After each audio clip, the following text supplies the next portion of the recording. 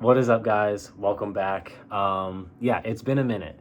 It's been a minute, and that's because I don't know if you saw the last video, but I quit caffeine. I still have not taken caffeine, and I've been just kind of adjusting to that, and I finally feel like I have my natural energy levels back. So, yeah, I'm back on my grind, and I'm also kind of just embracing a more kind of authentic, raw approach with the content too. That will be reflected like on my socials, especially here and my Instagram. So yeah, I'm just embracing that. So you know what we're talking about today: dopamine detoxes. Are they worth it? And taking back control of your life. All right, real steps, real tangible steps, and some real gain, some real gain. So without further ado, let's get right into it. All right, let's get right into it. No caffeine, no stimulants, just electrolytes and water. So, dopamine detoxes. All right, at first, they sound like a really cool thing, right? I'm gonna lock in, I'm gonna get rid of all my addictions, all my coping mechanisms at one time, one clean sweep, and I'm gonna come out a dog, an animal. I'm gonna become the man, whatever. I'm gonna become alpha or just whatever. Okay, the self improvement community. There's like different sides to it. There's like the extreme sides. Like I think there's different terms for it. I forget. Like there's like red pill, black pill. I don't even know all of that shit, to be honest. But there's definitely cult followings within the self improvement space, and some of this stuff is good. But so I'm going to give you some examples on why the dopamine detox thing can be detrimental and actually spin your wheels. And I've actually had clients with this. And I'm going to talk specifically about one and how it can be actually a detrimental bad thing.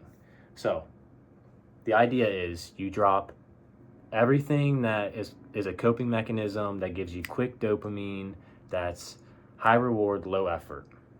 All right, and the premise is you drop all this stuff and you get used to doing things that require more effort to get dopamine and that feeling of success, that rewarding feeling.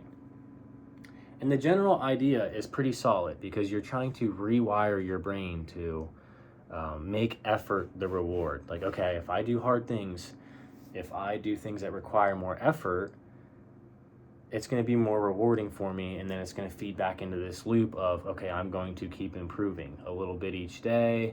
I'm going to be getting in shape. I'm going to start learning. I'm going to develop skills. I'm going to find a mate. I'm going to court them. I'm going to get more money. Like, that's kind of, you're climbing up the rungs and doing things that take a lot more time, a lot more work, and reaping the benefits of those versus just watching some adult content and getting a quick hit of dopamine. So the general idea behind it is solid, but here is where the cracks come in. Here's where it can be detrimental and a pitfall. So I'm not going to use this person's name, and I've talked to people that have dealt with this. I've had a client that this is kind of what we ran into, and I had to learn this kind of the harder way. So some people only have these coping mechanisms as their source of happiness. So people are lonely, sedentary, out of shape. They don't have friends, any strong, meaningful relationships. They don't like their job. So picture that situation. And I had a client that was in this situation. So what do you do for happiness? Okay. You eat a lot of food. You smoke. You drink, you watch adult content, and you self-soothe yourself in other ways. Your brain gets used to relying on these coping mechanisms. What happens if you try to drop all these fucking things at one time? You strip all the sources of happiness away that your brain is used to for a long time to deal with the life that you feel is unfulfilling for you. You're going to be miserable. And it's not going to be sustainable for the long term. At first, you're like, man, just don't be a pussy. Just push through it. Go hit the gym. But gym progress takes time, guys. Like, you can lose about a pound a week if you stick to it.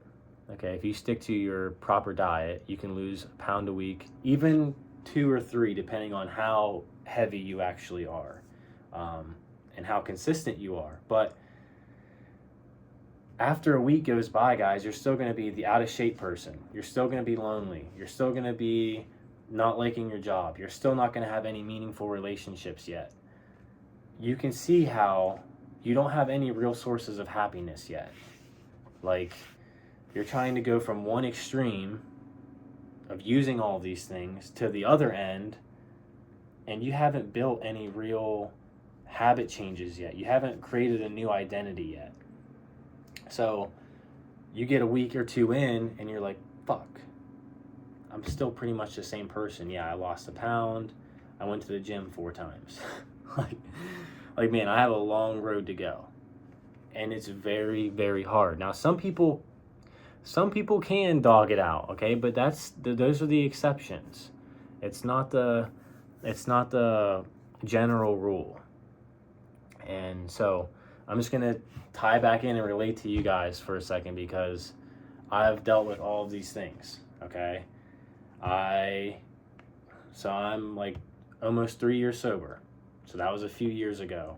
Right before then, I was on nicotine for like a year. Okay, I gave that up too. I gave up adult content a long time ago, okay? Out of those 3, I think the drinking was probably the easiest. I'll say that. I'll just leave it at that. And then recently, I did the caffeine thing. Trying to do all of those at once would have been insane. And I was already in shape, so it wasn't like I was trying to worry about getting in shape either.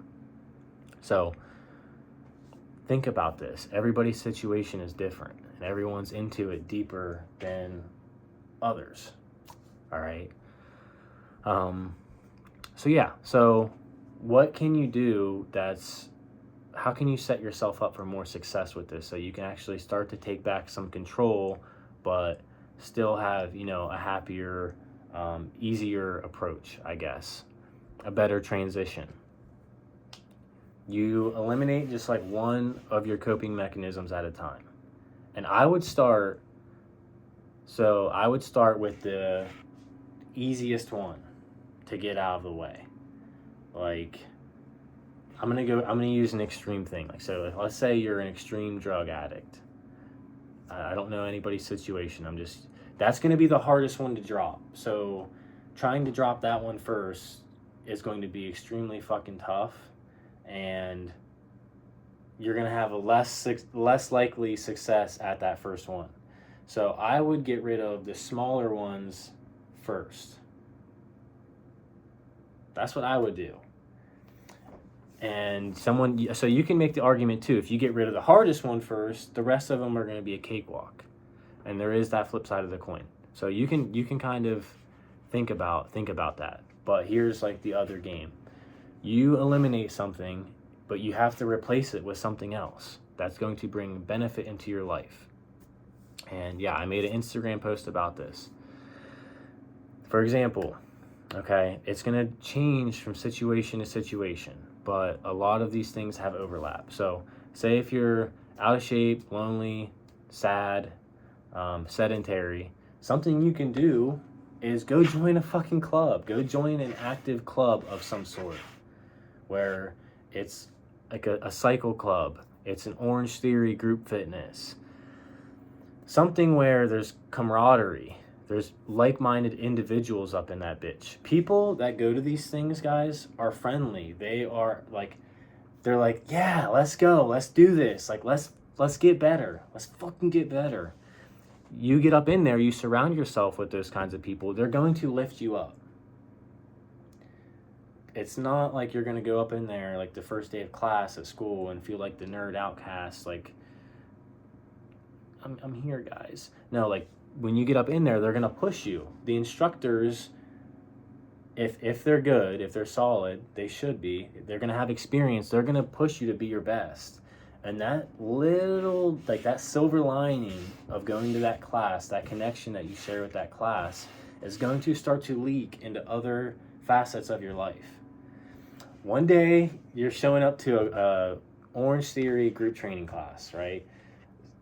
6 months later, you're giving up weed before you know it, or you're drinking less, or you start talking to someone you like and you guys are sharing some commonalities, and then you don't have a need for the adult content anymore. You see where I'm going with this? You just eliminate one. Be good at getting rid of one first, and then start to get rid of all the other ones that are causing you problems. But if you try to eliminate all of them at one time, it's not going to work. And I had to deal with this with one of my clients, and I should have known better. I had to learn the hard way. He wanted to stop watching adult content, stop drinking, stop smoking weed, and maintain a calorie deficit. All of these fucking things were the things that keep him happy. And we tried taking all of them away at once. Literally just crushed his happiness. He did not like his job, and he was not fulfilled by his job. Like it wasn't like it was something that he was crazy about doing or anything like that. So yeah, he was lonely, a lonely guy. So I had to learn, like, it's not as easy for everybody. Like, just because I quit these things, I didn't even quit them all at once. I had to quit them throughout like a 5 fucking year duration of my life, guys. So just think about that.